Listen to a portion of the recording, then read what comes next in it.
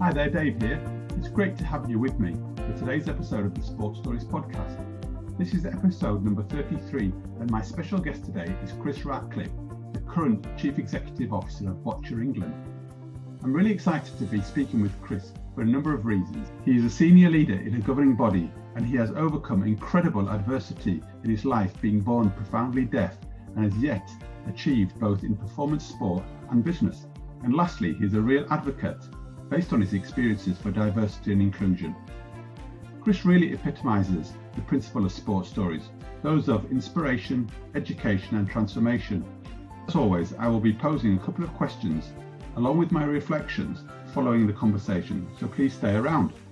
Now, just before we get on with the conversation, I want to let you know that I have a number of fantastic guests lined up over the coming weeks from a range of different sports and backgrounds. I am confident you will be intrigued and will enjoy what we have to say, so please consider subscribing today on your preferred podcast provider. And whilst there, or after you have listened, please leave a quick review. As you probably know, subscribing will ensure you don't miss any future episodes, and leaving a review does your little bit to help others find the podcast and the other Sports Stories content. This also includes the newly launched coaching and mentoring service from respected and experienced practitioners who are closely aligned to our purpose and beliefs. So let's get on with the show, and without further ado, let me introduce you to today's guest, CEO of Boccia England, Mr. Chris Ratcliffe. Chris, thanks very much for giving your time up today and joining me on the Sports Stories podcast. It's a real pleasure to have you on the show today. I'm really looking forward to speaking to you. Obviously, we've not met before in person. I've read a little bit about your story, but obviously you're also the first person that I've had on that's deaf. And I'm really keen to hear a little bit more about your story and also sort of highlight some of the good work that you've been doing and have done over your career. As a start, I obviously like to introduce my guests and give them a chance to say a little bit about who they are. So by way of introducing yourself, can you just tell us a little bit about your introduction to sport and your involvement in it at a younger age? Well, yeah. So I think I was introduced to sport at a very, very early age. We lived in Australia at the time, and my parents took me along to soccer. And before moving to Australia, I also enjoyed going swimming in what was called Ratcliffe baths in Bury, where I would happily swim along underwater most of the time, much to my parents' sheer panic, while my older sister was struggling a bit. And so their attention was very much focused on her while I was just left to my own devices. So I carried on swimming and did some training when I was in Australia, and I carried on swimming for quite a while throughout my teenage years. But for those of you who know about swimming, it's probably one of the hardest and most isolating sports to do because it's hard work, there's a lot of training involved, and it's completely isolated in the sense that you're just you ploughing up and down the lanes of a pool. And actually, my personality, I was much more interested in social interaction. So I enjoyed playing football at school and carried on playing football all the way up to my early 20s. But then in between swimming, water polo and football, I got involved in other sports and eventually started playing rugby at club level, and went on to play for the Welsh staff team and, played quite a lot of rugby until just before I was 40. I think my final game was in Murrayfield at the National Plate Finals in Scotland. So I was quite lucky in that respect, ending a career on a high, winning at Murrayfield. So, wow. Being very lucky. Well, Chris, and if I take you back right to kind of your first involvements, as you say, in that swimming, why swimming, and what was your involvement of your family in how you got into swimming and into sport? It's an interesting question. I mean, looking back, my mum was quite a good swimmer at school age, and she won a couple of races at school level and was a swimming teacher. So I guess she sort of got quite interested in my swimming, and she see that I was quite good at it. So it's just natural outlet from that point of view. And I think that, what my parents were trying to do is trying to include me as widely as possibly across all areas of society. Being the only deaf person in the family and being the only deaf person in my community, so I was very often sport was where I was actually able to feel like I was recognised for being somebody for my ability rather than somebody different because of my deafness. And unfortunately, came along with my deafness. I did find episodes of bullying in various places, and I remember very well one time when I was swimming that I used to get teased by a lad in particular who I can't remember now who he was, but I do remember very well that I swam against him in a race in the club gala and beat him, and turned around and just said to him, "How did it feel being beaten by a deaf person then?" And that was it. So, I think sometimes, sport was an outlet for my frustration as well as enjoyment as well, because, being deaf sometimes can be a very isolating and very lonely experience sometimes. And how did you manage that when you were younger, that, that bullying and, that isolation? Did you have any strategies or any kind of techniques that you use to try and build up that confidence? Because I guess, I have no idea what it must be like, and it must have been quite challenging, I guess, or difficult. In my early years, I know my parents had to deal with a lot of my frustrations. I would obviously, being redhead, I would have a natural temper on me. And we get physically frustrated about, not being included, not being able to understand what was going on around me, or, not saying the right things or what have you, and it was all mainly down to communication and not understanding everything around me. Over the years, I was lucky. I went to a deaf school at the age of 11, which was a grammar school, and that was probably the first time where actually, I was in par with everybody else. Everybody else was deaf, and fortunately, we also played a lot of sport at that school. So playing sport with deaf peers was actually quite a liberating experience in many respects, and I think that sort of brought out what I was hoped to think, to my other better qualities rather than my frustration from that point of view. But I'm also hearing there, Chris, that you use that, by the sounds of it, as a real motivation, a driver, that frustration to really help you progress and challenge that energy in a constructive way through sports. Yeah, I think sport was definitely, because sport is an area where you can be physically competitive. Right. It was something that came naturally to me, and I'm not what I would say the most skillful individual when it comes to technique or talent, but I was always, the hardest runner, the hardest worker. I would run as long as I could on the pitch, and I think, my competitiveness as well was my strongest attribute. I didn't know when I'd been defeated, and I would take that to the end of any match if I could.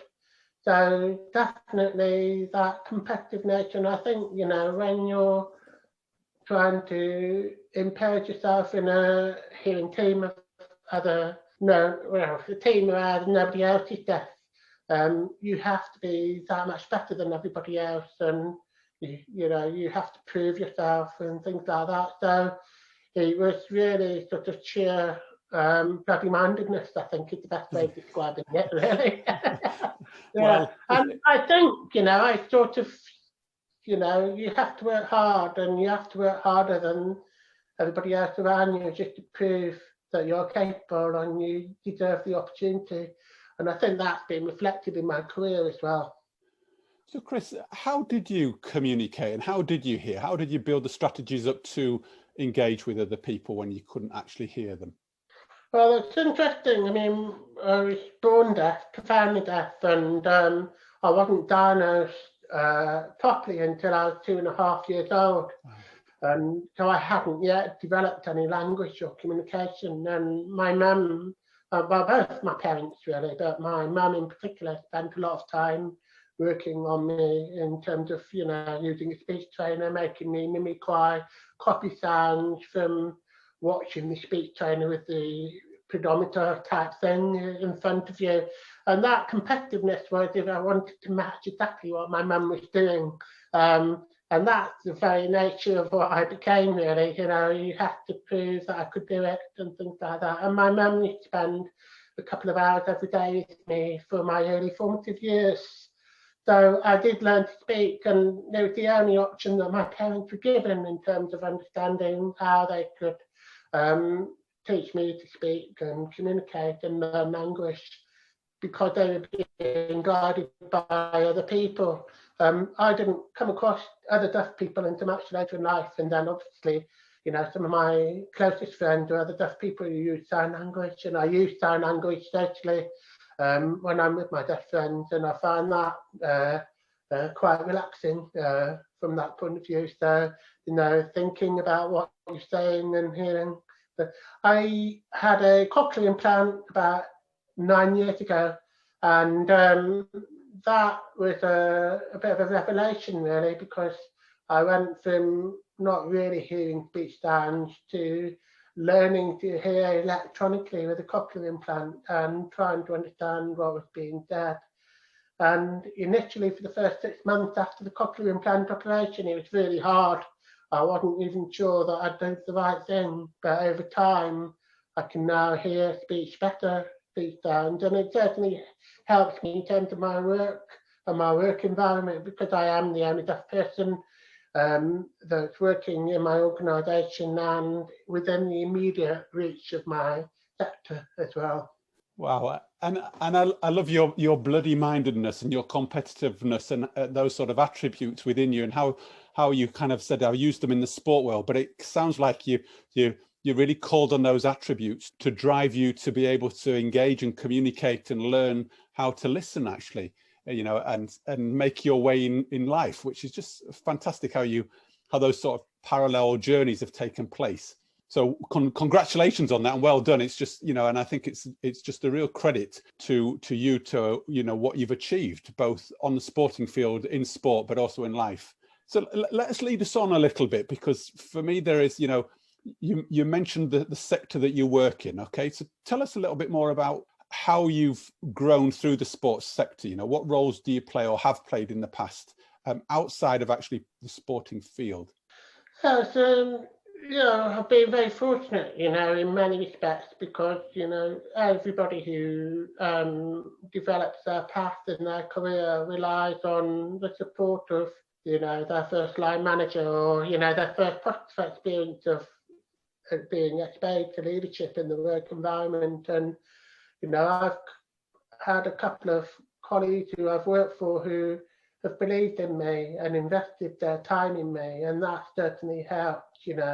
I think you have to put on a persona of confidence, even though sometimes it's not always easy to do. You have to sort of go into this big empty room and lots of people there, and networking is not easy, and you have to apply tactics in that. And my tactic has always been to try and engage with one or two individuals and have a very almost concise conversation and discussion with them, where I know I'm in control, I know what is being discussed, and I can then eventually open up that conversation as I go along. And I think sometimes going into a group meeting or a group discussion is the hardest thing to do, because it's a bit like a tennis match. You're moving your head from left to right, trying to see what's something being said, and then somebody else is responding before you even see them to read what they're saying as well. So often, group conversations can be very, very difficult,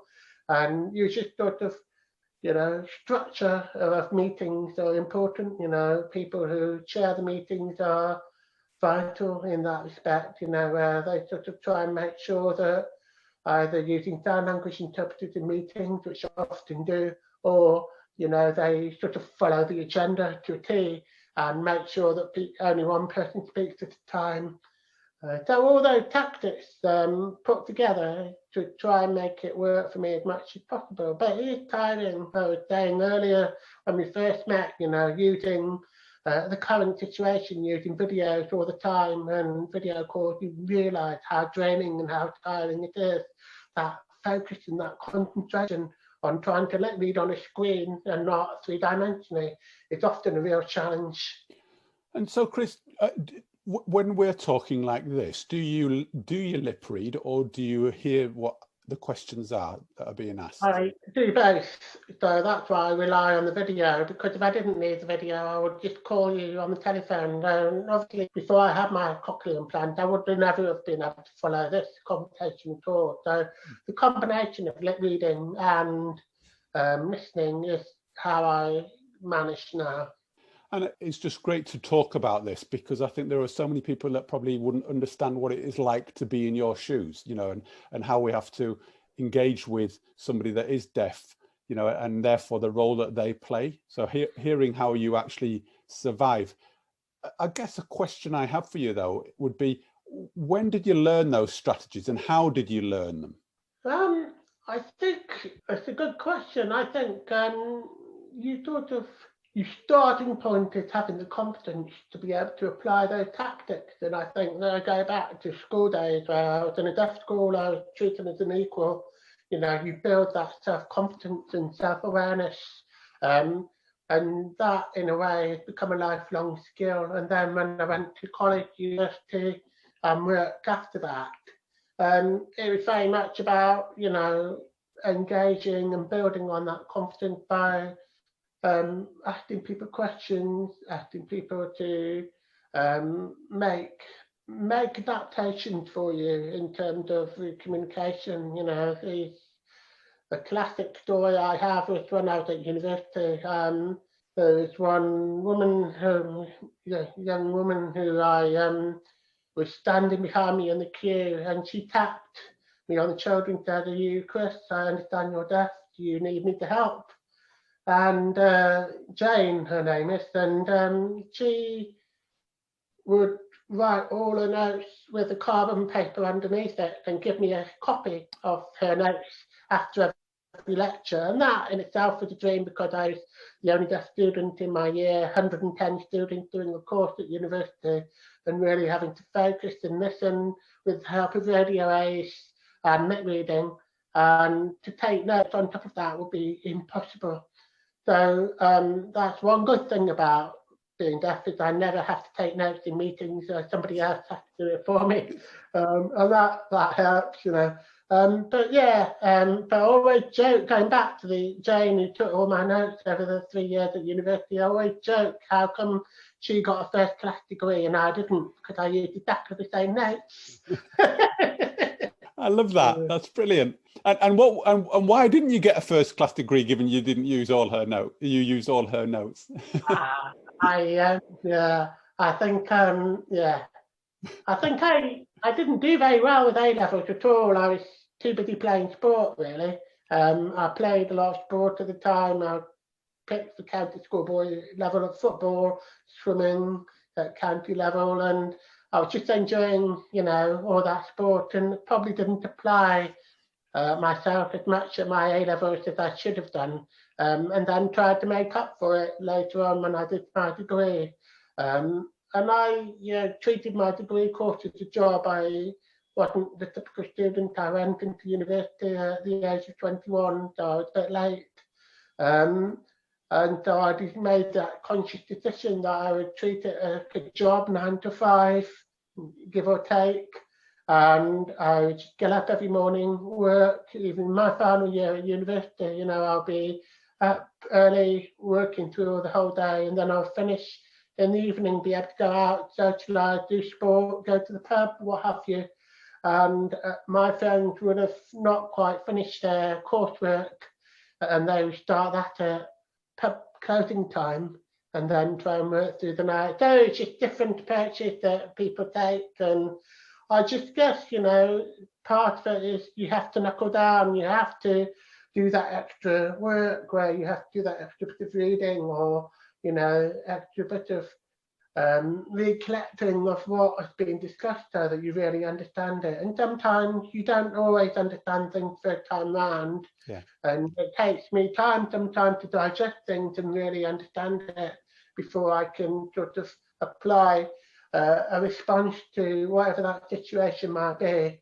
And that's not always easy to do when you're a leader and CEO of a small organisation where constant decisions need to be made sometimes. Chris, I'm kind of blown away with your journey, you see, and how you kind of really risen the ups and downs of it. Have you got any real concrete examples, and maybe even do you have a motto or a saying that has helped really support you and drive you through the difficult times? Yeah, I mean, the two phases that sit with me quite often, two very different phases. You can control what you can control, and it's hard. I have to remind myself, even now, that I often get frustrated that when things are not quite going my way or the way I'd hope they would go, and you have to remind yourself, what can you control and what is outside your control? What can you influence? What can you avoid? Things like that. So reminding my colleagues, I often say to them, you can only control what you can control, and that often sits with me quite a lot. The other thing that I learned quite early on when I was working at Activity Alliance as the Director of Development was this phase that we use in the sector called egos and no-goes. And we work in a sector where, you've got a lot of people who've been playing sport competitively themselves or are competitive individuals. And, there is that, challenge sometimes where people want to be ahead. They want to be, the first one that's done this. And sometimes as a sector, less so now, but when I first arrived, you could sense that the sector was fighting one another to try and get on top of each other. And actually, it's come on a long, long way in the last few years. And I'm proud to say that, there's a lot more collaboration now than when I first joined, the sports sector again back in 2010. So over the last 10 years, there's been a real transformation. But, you still have some egos and you still have some people who need their logo on something or another. They're two wonderful sort of sayings, aren't they? Very different. The first one for me, though, just taking you back to that one, you mentioned about you managing that frustration. And if I ask you a question about that, purely because, there's lots of our listeners would be sat here thinking, I'm wanting to do this or I'm wanting to do that, or I'm feeling frustrated in certain circumstances. What strategies did you use? Because I can hear, you've had lots of challenges to overcome and manage those frustrations. And I'm wondering, how did you best navigate those? I don't know, really. I think you're not naturally plan strategies, but there are probably two things that you should always do if things haven't quite gone your way. One is reflect. Nice. And two is listen, and take feedback from that. And, even now, I could always do that better. And I know that, I'm very lucky in some respects. I have a couple of really good people around me who will give me feedback, honest feedback, and help me reflect in a safe environment. And I think that's really, really important. You definitely need to try and unpick and understand why things may have not gone your way or the way that you'd hope they've gone, without fighting it initially, but actually taking a step back and looking at it and say, well, if I presented it slightly differently, would that be better? Or if I don't do this particular thing, but focus on the other bit of it, will that be something that people would want to take on or agree to? And often, it's about taking feedback and taking that step back and then going back again. And you have to keep chipping away sometimes. Brilliant. And I love the idea of reflection and feedback and the importance of that. And there's something for me even in there, what you're saying is about being kind of grounded in reality, and how that can sometimes help with that frustration that sometimes, there is only so much we can do. And actually we are doing the best we can. And therefore there's nothing really there to be frustrated about even, so yeah. I really... Don't get me wrong. I still do get frustrated quite often. And, what I'm not very good at doing is I'm not very good at hiding my frustration sometimes, and you learn, sometimes that you have to understand that people giving you feedback that doesn't necessarily give you the answers that you want to hear. It's not necessarily personal. It's not necessarily about you. It's about how they've interpreted the information in front of them. And I'm learning all the time that sometimes, you know, you have to give the right information and people can then make informed decisions. And if you don't give them that, they can't make those decisions that you want them to make. On that point, you say you're learning all the time, and you know, and that's what I kind of love about your story so far. Is, you know, it's been a constant journey of learning. You're always learning, as we all are, actually. And I'm just wondering there, in terms of managing your frustration and giving that kind of feedback, how did you learn about that as a senior leader, and when did it kind of really start striking you that sometimes you had to be a lot more conscious about the feedback you give and how you give it? So before I joined Boccia England in 2016, I was working for Activity Alliance, and my boss there, the CEO, is Barry Horn. And Barry is a great guy. I still keep in touch with him, and I like, you know, to see him as a friend and a colleague over the years. And he did quite early on make me reflect by saying you can't always get frustrated and angry about decisions not going your way. And it was useful feedback at that time, and you sort of learn as you go on. And one of the challenges when you're CEO is that you're working very often to a board, and I'm very lucky in many respects because I have a very good board. But equally, you know, my board, given the breadth and knowledge that they have and the experience that they have, will ask me hundreds of different questions about things, and I'm not always as prepared as I could be. And I think preparation is key. And I think what I've learned over time, in particular the current situation with COVID-19 and the pandemic that we're all facing, you know, is that, you know, that heightened anxiety amongst us all about the situation, both financially and operationally, is how you make sure that you're well prepared and you've got the answers, and, you know, prepare for whatever questions you think might come across. And I don't get it right every time at all. I'm learning all the time, and my current chair, Mike, has been very good at providing that honest feedback, and you have to listen. And you don't always like hearing what you hear, but yeah, that's me to a T. Wow.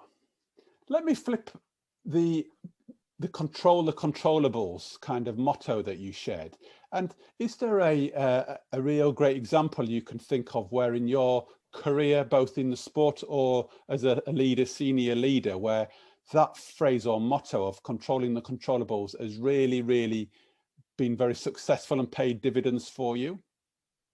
Yeah, I think in the early days when I was at Activity Alliance, there was real challenges. You know, it was in the you know, the time when there was a comprehensive spending review, which we're coming for a circle around again. You know, back in 2010-11, when, you know, we were being questioned about what we were doing and, you know, why would Sport England want to invest in this particular area of work that we're doing around engagement with our, at the time called community sport partnerships, you know, and the real challenge with that was actually, you know, if I look back, Sport England were right, we couldn't really share the impact of what we were doing at the time. We knew what we were doing was good. We were engaging with county sport partnerships. We were helping them to understand how they could better engage with disabled people and local organisations of and for disabled people in their local area, and provide them information and, you know, bring them into the sport and recreation fold. But we needed to show evidence, so I undertook quite a big piece of work with the support of my team around me, where we captured that evidence. And we simply asked in the end of it all, it was really down to two key questions. Did the county sport partnerships understand things better? And were they changing how they worked as a result of our engagement?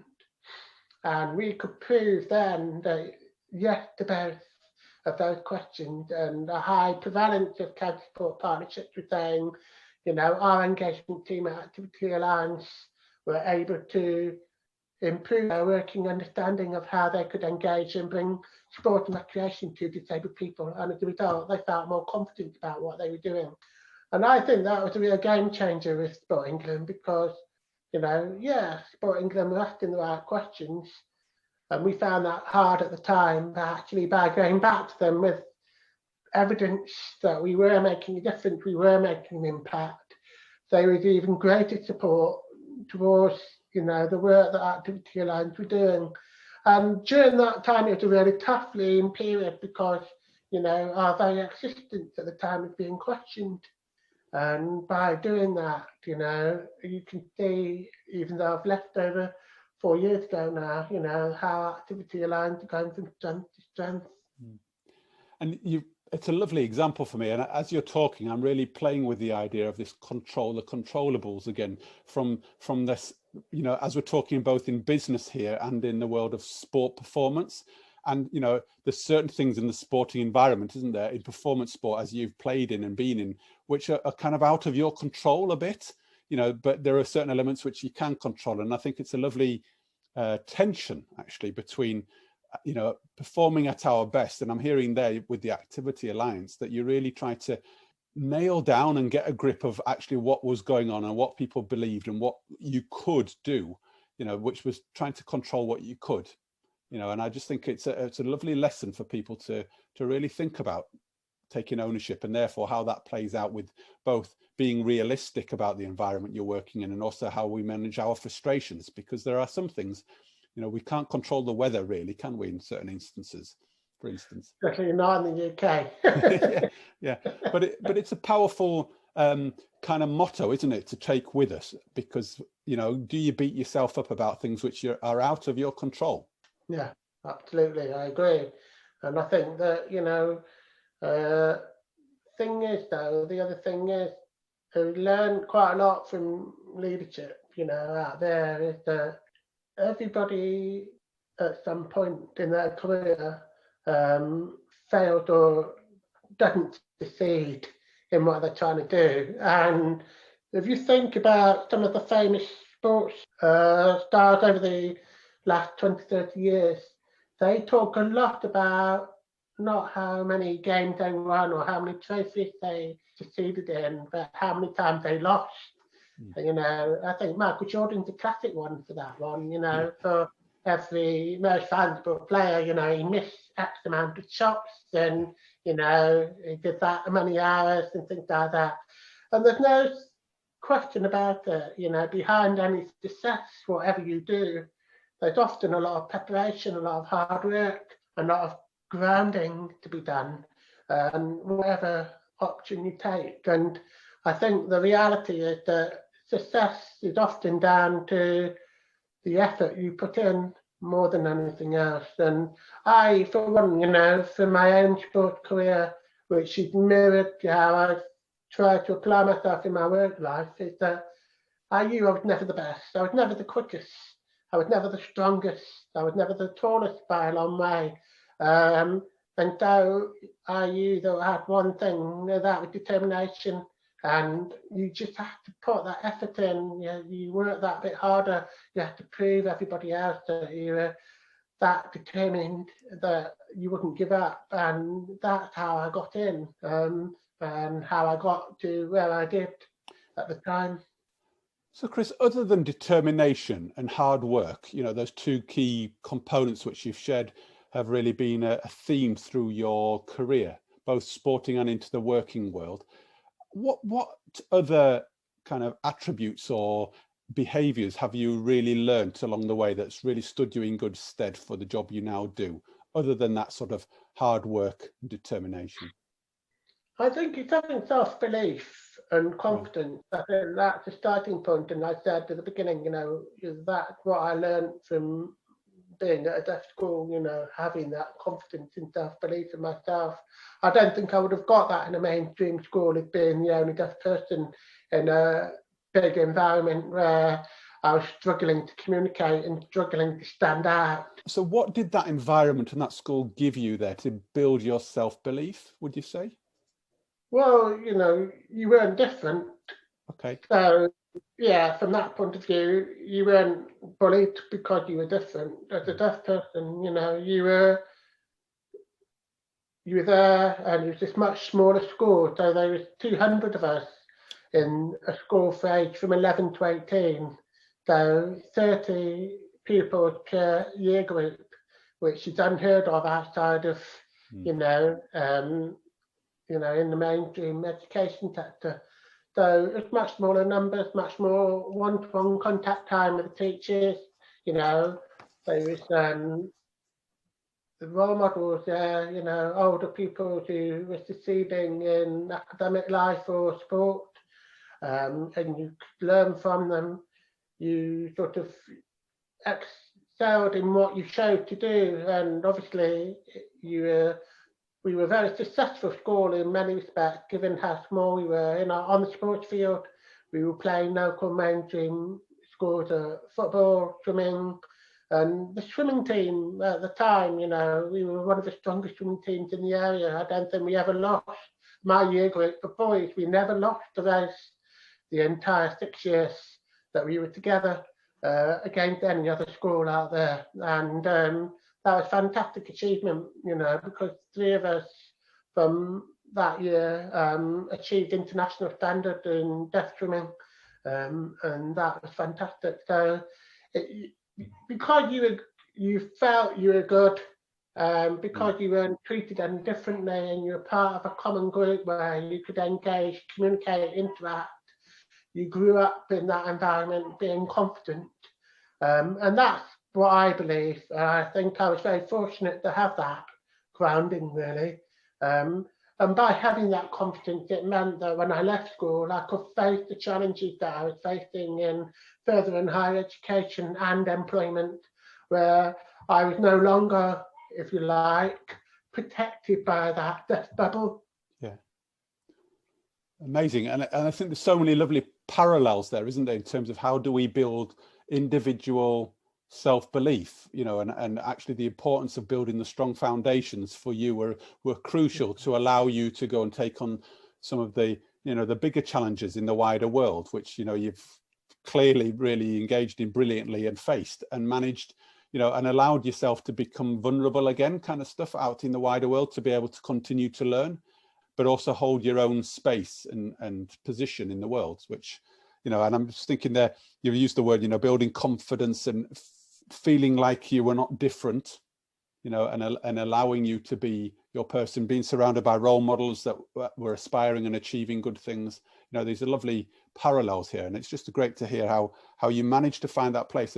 And do I dare say also that how, looking at it on the flip side, you've used it a couple of times, the idea of bullying and what that really means to people in their life and how that can really impact on them, and how awful that can be, and how you luckily found a way of managing out of that.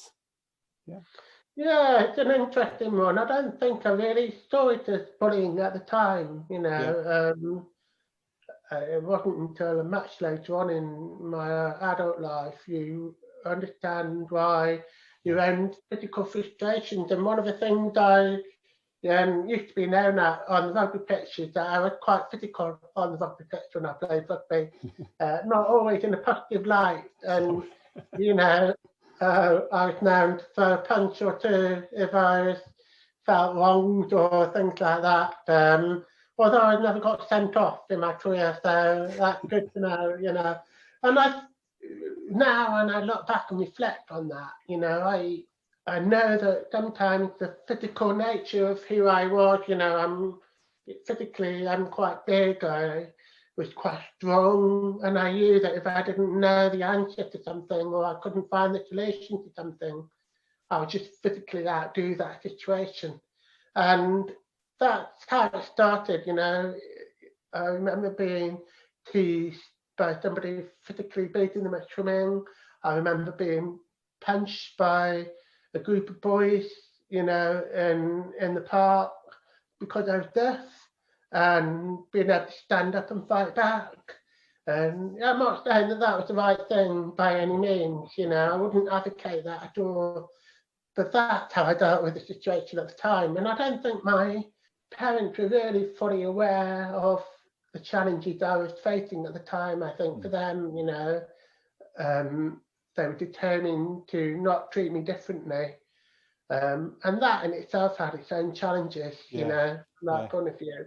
Yeah. But equally, I think they were doing things for the right reasons, and I was very fortunate that, you know, I felt very safe with them, and I felt very safe with my family. But, you know, there was sometimes the frustration for me was, you know, they didn't really understand how isolating it was at times. Yeah. And I think this is what I'm just really enjoying hearing, actually, that openness about, you know, what it must be like to be in your world, actually, and the frustrations. And I'm, you know, hearing you tell the stories about the rugby pitch and, you know, in the park and stuff is somebody kind of nearly growing up through understanding how to manage that physical frustration, managing their anger, managing all of that around them, their emotions, isn't it? You know, and just again, loving your reflections back on it, you know, looking back and in hindsight saying that's really helped me become the person I am, you know, the highs and lows, but I've learned loads of good stuff along the way about how to manage myself. Because I think, joking aside, we end up in the corporate world now, maybe in a senior leadership where people might try to bully us again in conversational kind of ways, or we're in we might feel we're in like a playground setting in a meeting sort of thing, and knowing how to manage your emotions and your frustrations and your anger in certain situations is crucial, you know. And I'm just hearing those lovely connections that you've made, which I think so vital to those listening in. Yeah, I mean, I think this conversation's really useful for me, actually, as you're talking now, and you're just thinking and reflecting on why I might respond in different situations like I do, never really consciously thinking about it before, you know. But I think there's a very fine line between, you know, managing frustration and getting frustrated, because you over and above everything else, you want to succeed, and the determination to succeed sometimes outweighs everything else around you. It's when you learn, and particularly now, you know, in your work environment, that actually most people are on your side anyway. It's okay, you know, and I think that's a real difference. When maybe, you know, when you're playing sport against another team, or you've gone through periods of isolation where you feel you've been picked on, that is a very lonely experience. And I think it's hard sometimes to remind yourself that actually people are looking out for you, really. They may not understand what you're going through in detail, but they are there for you when you need them. And it's definitely true of this case in this day and age. And I think you bring it lovely to a point, you know, in most, there isn't many sporting organizations or teams where people want to, but where somebody wants to lose and somebody wants to win, or we're not really aiming for the same place. Sometimes we don't know what the same place is that we're aiming for, but actually if we can clarify that, as you say, we're often in it to try and support one another to a common purpose. You know, I think that's quite a useful phrase. And, you know, Chris, taking it on to the role that you do now, what do you see as some of the challenges or opportunities for, you know, either boccia or disability sport going forward? I'm glad you brought Boccia up, you know, because obviously being CEO of Boccia England is a real privilege, and it's the most amazing sport. It's fantastic. And when I first joined Boccia, I don't think I really appreciated how great a sport it is, you know. And I think one of the Sunday Times journalists actually said that boccia is the greatest Paralympic sport ever, you know, and it's true. I think, you know, it's tactical, it's challenging, you know, people describe it as two-dimensional chess. So it can be a really exciting game, and Some people haven't quite got that yet because we don't know what boccia is outside of our bubble of boccia.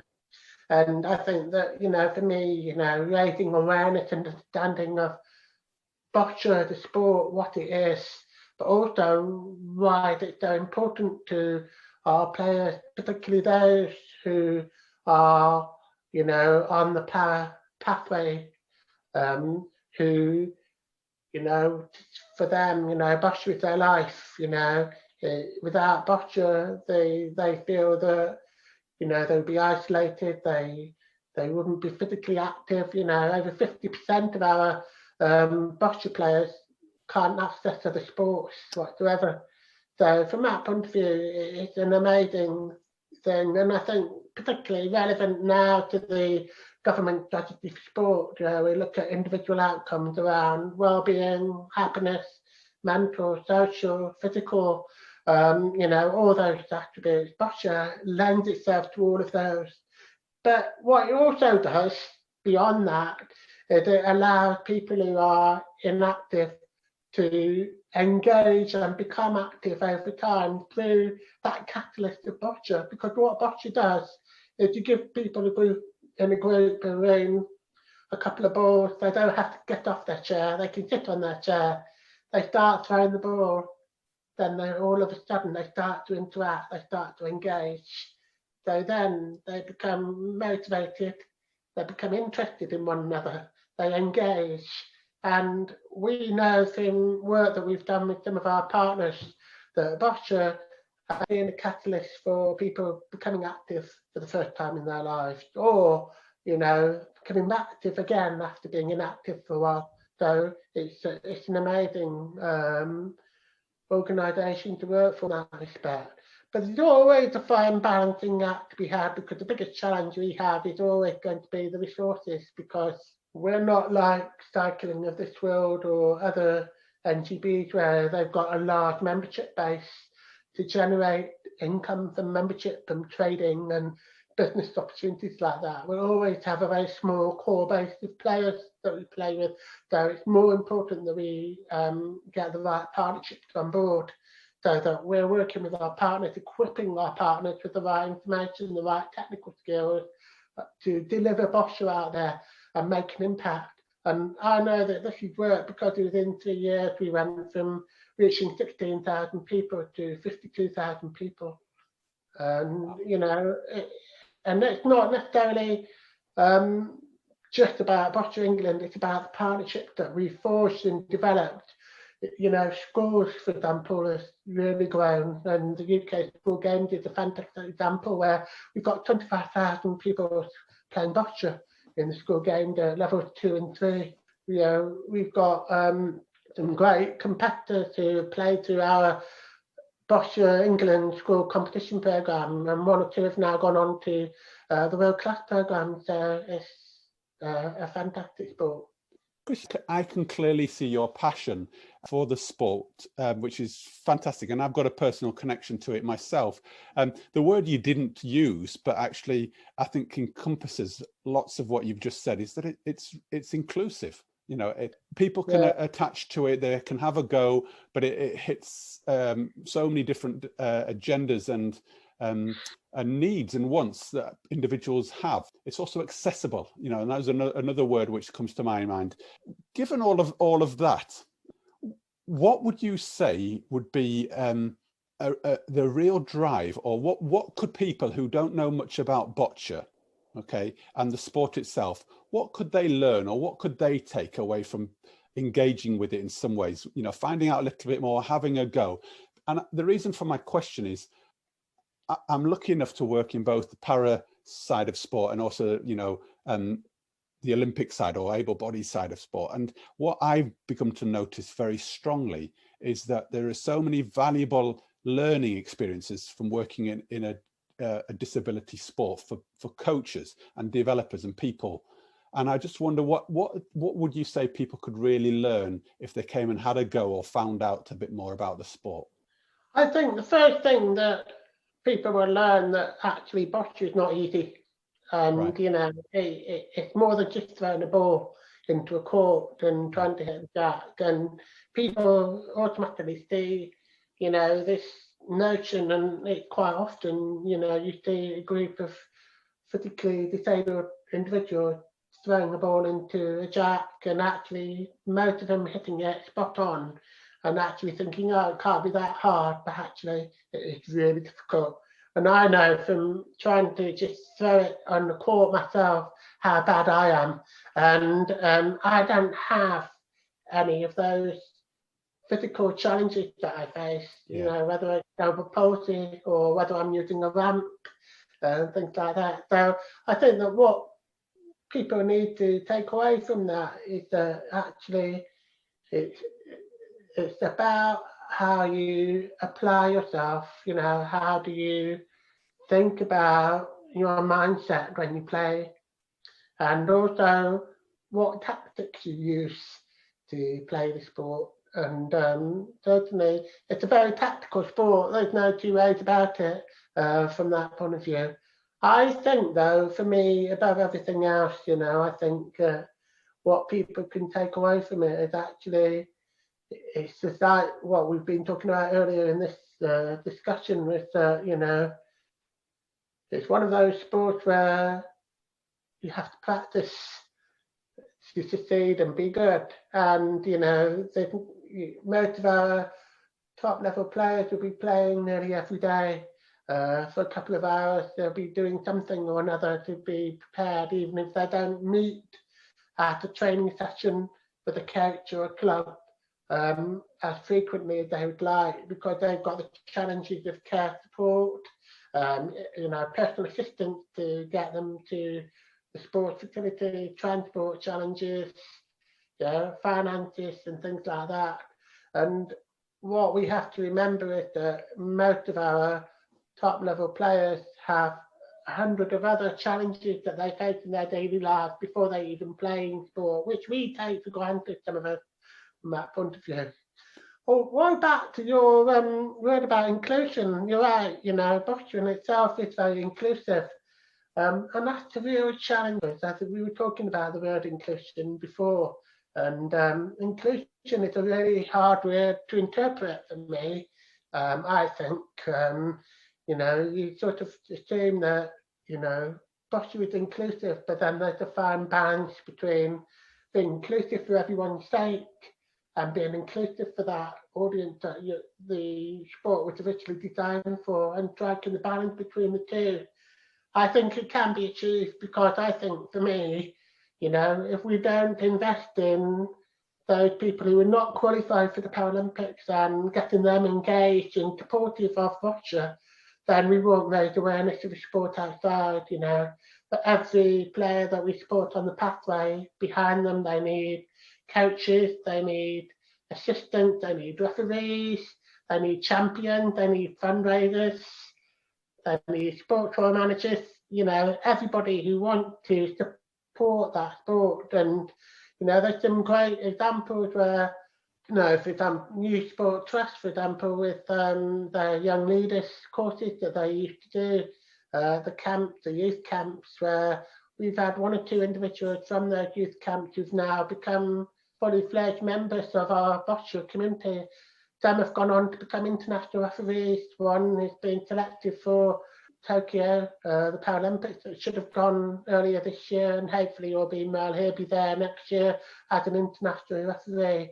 And that's the accumulation of his 10-year journey to date. Incredible stories.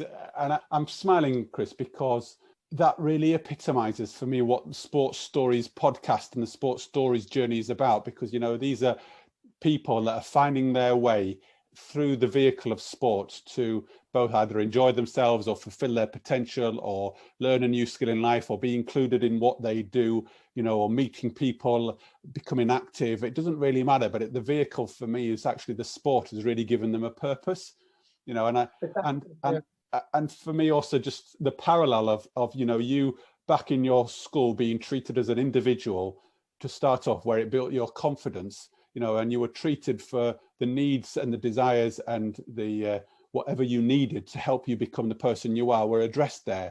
And I just think it's lovely that we're talking here about actually a sport which I think really challenges people to think about the individual rather than the sport.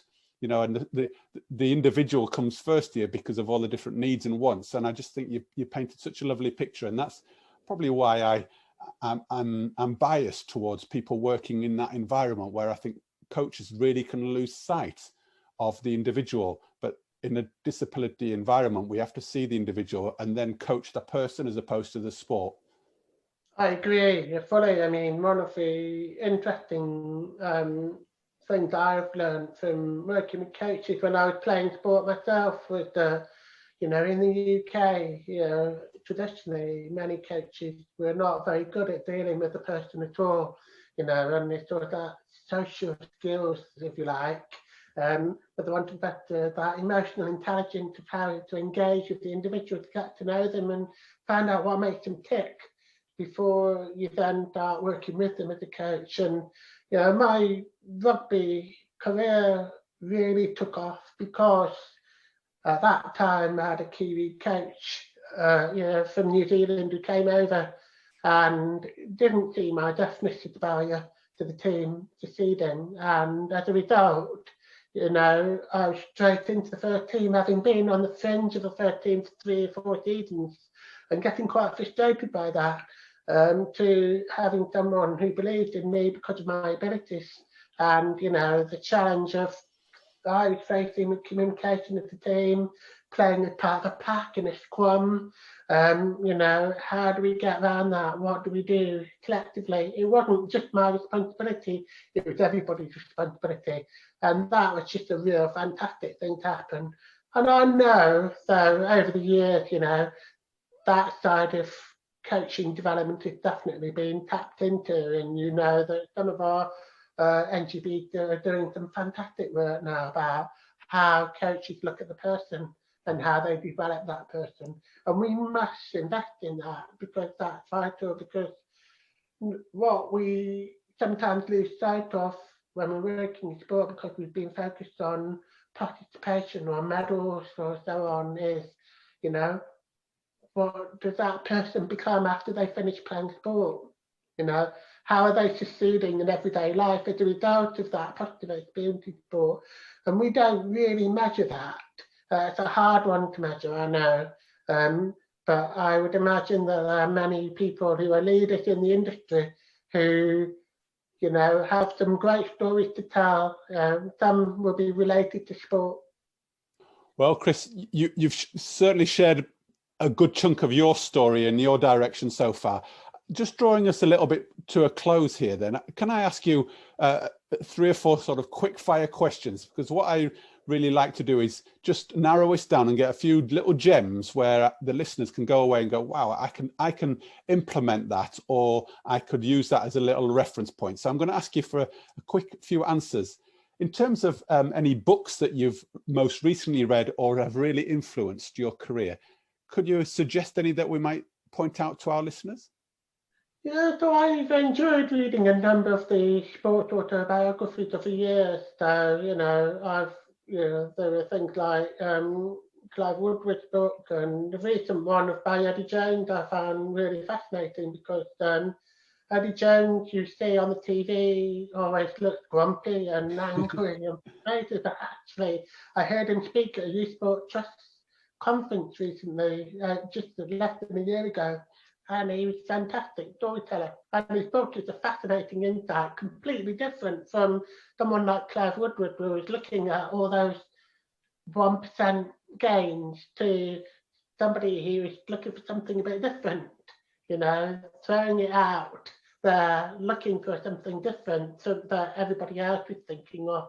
So they're 2 very different styles, but really interesting. And, you know, you've got Alex Ferguson, who's interesting. His leadership book about, you know, most of it was about understanding the detail around him, you know, knowing everybody around him, you know, knowing what their role was. It was equally important whether you were a dinner lady, laundry assistant to the first team captain, you know, you all had a really important role to the success of the organisation. And he really sold that to me very, very well. So, you know, there's no airs and graces in that. really, from that point of view. So I've always found a number of sports autobiographies interesting to read. And then on the other hand, I enjoy Ian Rankin and the Rebus books, for that probably sort of the switch off time and enjoying, Scottish detective who likes his whiskey and the grim lifestyle. Brilliant. Well, and you really highlight for me again the importance of stories, and how in stories are your kind of mode of taking information in through the autobiographies. But another interesting point, which not many people on the Sports Stories podcast have come to, is that actually sharing a book that helps them perform at their best by switching off and actually taking them away from the logical head work that they're having to do is also really important. Which leads me probably onto my next question in terms of, we work in the industry of trying to help ourselves be the best we can be, both physically and mentally. Obviously, reading's one way which helps you kind of switch off. How else would you prepare yourself, Chris, to be the very best you can be, both physically and mentally? I think it's interesting. I don't think I've done it that well over the last 6 months, personally. And I'm starting to re-engage on that thought process again. And I say that because, like the rest of it, I've found this particular 6 to 8 months really tough one from that point of view. And hopefully, I'm learning as we go along. For me, there's a fine balance between, trying to apply yourself in your work, be prepared, plan carefully, and sort of set time to do certain tasks, and thinking about, time to be spent to think about the bigger picture, but also the time you need to get out there and go for a walk, clear your head. Recently, I jokingly say I've got myself a black dog to get me out of my black dog.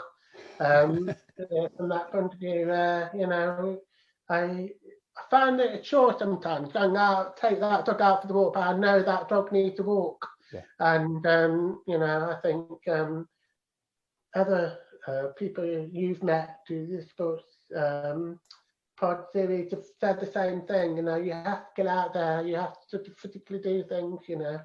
I'm obviously busy with a young family, so I don't play as much sport as I'd like to. At the moment, most of my activity is just walking. But just an hour at lunchtime, I'll clear my head. I often think about things and I come back. The other thing sometimes, not everybody does this, but, I have a notebook and pen where I put it in certain places in the house at certain times of the day. So first thing in the morning, when I wake up, I come down and I'll read what I've written the day before. And if I've got any immediate thoughts in my head, I write it down, regardless of what it is. It might not always be work related, but I know I'll forget half an hour later. So I do that, and sometimes, just pick things up as I go on in the day from those notes that I've written. It might not make sense to anybody else, but be out the odd word here and there, and it might be something that triggers my subconscious in the night. Well, I think that's a really great tip to get things sometimes out of your head, isn't it? So you don't lose them or forget them if you realize that that's maybe a pattern that comes in. I think that's a really great bit of advice. Chris, let me take you on then. I've been intrigued by your story, and obviously kind of learning to hear again not long ago, in terms of having the cochlear implant and, the stories of going through school and the different jobs you've done in the sport. Given all of those ups and downs and those highs and lows, what advice, in a sentence, would you give to yourself, a teenage version of yourself? So looking back, what advice might you give to a teenage version of yourself now? That's a really interesting one. I think if I'd give myself advice at the age of 15, 16, is pay attention. I mean that in terms of, at the time, I didn't really value learning as much as I did much later on. And I think that probably sort of limited some of my choices initially in terms of university and going on. And I feel sorry for young kids really, because there's so much pressure being applied on children, young people at such a young age, when not many of us are mature enough to be making those decisions about what could affect us for the rest of our lives, you know. Certainly me anyway, from that point of view, you know. And I think the other thing that, you know, I would tell myself is that every one of us is different. You know, we're all individuals, even if we are all a group of deaf people or whatever, you know, we are all very different from one another. And there's no point in trying to sometimes understand every single difference between us. It's about celebrating that every one of us is different and embracing those differences as much as we can, really. Love it, really like it. Chris, you've mentioned along the way one or two people that have been quite pivotal in your life. Could you identify or say who to, you know, maybe name 2 or 3 people? And I appreciate this is not easy. 2 or 3 people that have made a real big impact and be really influential in steering or supporting the journey that you've been through. Yeah, sure. I mean, the different stages of life I've been quite fortunate, you know. I mean, my parents were definitely a key influence throughout my life up until they died recently. But in terms of, you know, at school, there were a couple of key teachers, but the one person that really stood out to me in my formative years at university, you know, in my early 20s, was Celia Brackenbridge, who was my personal tutor at Sheffield. And Celia, for those of us who know who Celia was and what she stood for, was a force to be reckoned with.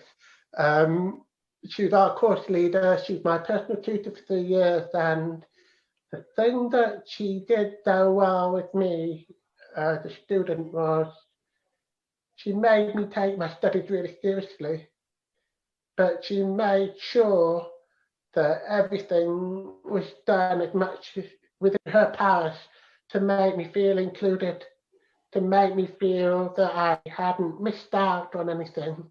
And yet she put that responsibility back on me from time to time as well. So, you know, she was great in that respect. And I kept in touch with her on and off over the years until she died recently. And she was a fantastic woman, a fantastic person to be with at that stage in my life. And then obviously professionally, you know, I've had some great managers over the past. You know, there was a guy who not many people will know. His name is Colin Beach, and he was, you know, when I was working in London Borough of Sutton many years ago, he saw something in me which moved me away from just disability sport into wider management of sport within a local authority. And great character, you know, used to tease me about, you know, my views on things, and, you know, but never once treated me differently because I was deaf, and that was fantastic. And then, you know, working for Barry Horn was a great privilege over 7 years, you know. You know, many people know that Barry's done some amazing work at Activity Alliance, where he joined at a time when Activity Alliance was not necessarily going places, and now it's a real trailblazer in many respects. Wow, some big shoes there who have been really influential on your journey. If I was then to flip it, Chris, whose sports story would you really like to hear, given that you've now shared yours and given people a real insight into your journey? Is there anybody whose story you go, wow, they've got an amazing story, I'd love to know a little bit more? Well, it's been interesting, really. Think about different people who've succeeded in sport over the years, you know. There's some curveballs out there. One or two people that will think, hey, hang on, where'd that come from? But, you know, the one person that in my early years I was fascinated by was Johnny Westmuller, the actor who was Tarzan, because he was the first man to swim under 60 seconds for 100 freestyle. And it would be fascinating to know how he prepared all those years ago, The other person that I would love to sit down and learn more about is deaf South African swimmer, Terence Parkin, who won the silver medal in the 200-metre breaststroke in Sydney Olympics. Now, Terence, I know, not very well, but I've met him a few times, but I've never really had the opportunity to sit down and learn about his life, how he succeeded. This is a guy who, born deaf, sign language user, has been at the pinnacle of, South African swimming for many, many years and still has a big sway in South Africa. But also, as a deaf person, he won a silver medal in the Sydney Olympics, and that in itself was amazing, but he still kept those ties with the deaf community, and a really fascinating character. I'd love to know more about how he succeeded, but there's loads of other interesting characters, I'm sure there's a few rugby players I wouldn't mind, learning more about, how they succeeded in different racing forms, when I started playing rugby, the person I really idolised at the time was Tom Smith, the Scottish prop, who I think unfortunately has got ill health now, but he was fascinating because he was only 5'10", yet he was, at the cornerstone of a British Lions pack, dominating scrums, and I was a prop and I'm only 5'10", and I was in the same sort of position. Oh, no, not quite as good as Tom, though. Well, what you do there for me, Chris, is by just sharing those few names is again illustrate the importance or illustrate how amazing everybody's sports stories are. We've all got a journey through sports. There's always something interesting in everybody's story for me to take away. Yeah. And hearing that, I love the idea that some of the guys who maybe are not the expected ones, as you said, they were a little bit unexpected. But so thank you for sharing those. It's really great, and I'm really comfortable in the sense of actually there's a lot of people that are going to get a lot from your sports story. Just hearing about the determination. I've written some words down here in terms of actually hard work, learning, perseverance that you've really used throughout your journey. Both you've learnt along the way, but actually used the strategies to overcome the highs and the lows of your journey. So I can't thank you enough really for sharing it. And the last word I would also say is, thank you for being so open and honest about some of the tough times, because, this is not necessarily an easy conversation for many people to have. And what I would just like to say is, thanks for being able to pick up on the questions. Clearly my lip reading is really great, or your listening is really brilliant. But between us, I think we've really navigated the story really well. So thank you ever so much for being so open and honest and sharing as you have. And Chris, as a close, really, if people would like to find out a little bit more about what either Boccia are doing, or more personally about what you're doing in your journey, both in the past and going forward, how might they be able to find out a little bit more or make contact with you? Yeah, people can contact me on LinkedIn initially. If they're on LinkedIn, they can find me on LinkedIn. If not, they can find my contact details on the Boccia England website and contact me via Boccia England. But thank you very much for your time too. It's been a great opportunity to tell the story, and hopefully I've interested a few people. Oh, Chris, I know, and I'm pretty sure you will have interested a lot of people, and I just hope they take out the real principles. But for me, that idea of, if nothing else, that actually we're all really different, and we all bring our own unique identities to what we do, and I think you've made that really clear, and been a very great advocate for both, for both deaf people, but also for the people working in the disability field of sport and business, really. So keep up the good work. And hopefully we can have part 2 at some stage, where you can come on and tell us a little bit more of stage 2 of the good work you're doing. But thank you ever so much again for being my special guest today. Okay, thank you. Thanks, Chris. So there we have Chris Ratcliffe, CEO of Boccia England. What an amazing sports story that was. I don't know about you, but throughout I kept thinking, this is amazing that a person who has been profoundly deaf was holding a virtual conversation very clearly and being so open to sharing some of the real challenges he has faced. I was particularly drawn to the awareness Chris showed about his early years and how they both helped and hindered his later life experiences. Once again, I am also struck by how adversity has played a massive part in achieving performance. And my last reflection, which did make me smiling, is when Chris mentioned some of his early strategies and behaviours he deployed, which worked for him at the time but would not really be acceptable nowadays. I do think there is a lovely message in this for us all, as to reflect on what we carry with us, which now proves to be not helpful. So the questions I would like to put to you, once again based on what I took from the conversations, are as follows. What are you taking for granted in your life, and how could you show greater appreciation for what you have? And my second question is about learning and blind spots. How open are you to your blind spots, and what do you need to have in place to unearth them, the potential they offer and the associated learning they give? Today I have learned more about Chris. He has opened my eyes to what it may be like not having one of my key senses, and I've also come to further appreciate the sport of boccia and what it can do for people's lives. And I don't know about you, I didn't realise that it had 52,000 people playing the sport in England. So thanks Chris for being such a great guest and making me, and hopefully you as the listener, think. Now once again, I hope you take some time to reflect on the questions I've posed.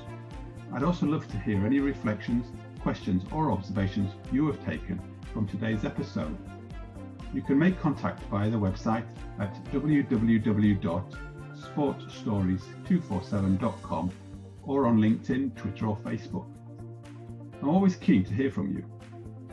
In terms of what's next, our next guest has recently undertaken an incredible sporting challenge for charity, raised a huge amount of money and has an incredible backstory of success in his sport.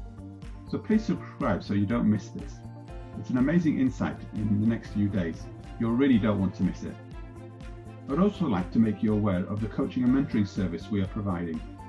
The vast majority of our guests over the past year have either been a coach in sport or personal and professional development, or have valued the support they have received from a coach or mentor, and have recognised the part they have played in helping them be successful and working towards being the best versions of themselves more often and with great skill.